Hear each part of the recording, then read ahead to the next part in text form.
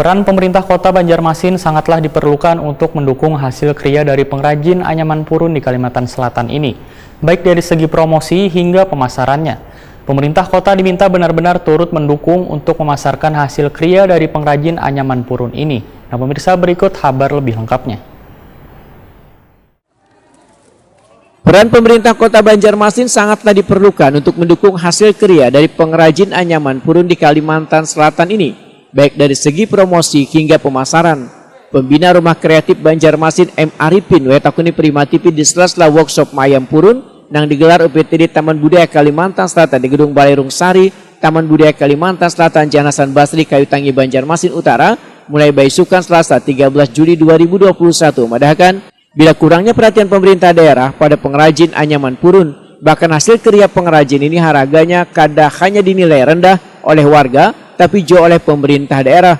M. Arifin pun akhirnya mempertanyakan dukungan dari pemerintah kota terhadap pengrajin purun nang selawas ini selalu digaungkan, dikarenakan instansi yang biasanya memberikan souvenir pada tamu luar daerah berupa anyaman purun, ternyata lain ulahan pengrajin yang ada di kota Seribu Sungai ini. M. Arifin pun sangat menyayangkan bila souvenir berupa anyaman purun tersebut justru didatangkan dari luar Banjarmasin.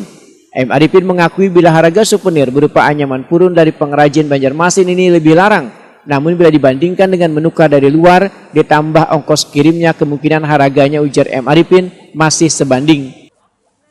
Bukan hanya masyarakat ya, bahkan ada dari pemerintah sendiri, ini masih pengen barang kerajinan ini, pengen harga yang rendah. Kita pernah mencoba untuk mensosialisasikan ke pemerintah daerah, karena pemerintah daerah menginstruksikan untuk mensupport perajin-perajin yang ada di Banjarmasin tentunya. Akan tetapi kita pernah juga kedatangan memang dari pemerintah, tapi cuma sekedar didokumentasikan. Alhasil ketika produk kerajinan purun itu terdisplay di pemerintah daerah yang sebagai cenderamata untuk tamu kunjungan dan sebagainya untuk kegiatan kedinasan mereka, itu bukan orang Banjarmasin yang buat, mereka ngambilnya Damuntai.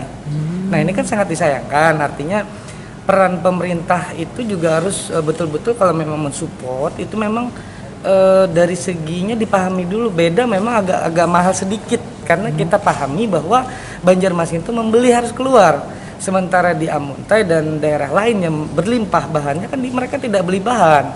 Bedanya memang ada sedikit kos produksi. Katakan di situ satu piece tas misalnya itu bedanya 2.000 sampai 3.000 rupiah.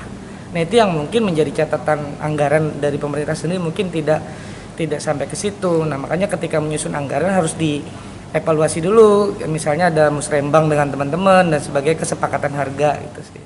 M. Arifin pun berharap pemerintah kota benar-benar turut mendukung untuk memasarkan hasil kriya dari pengrajin anyaman purun ini.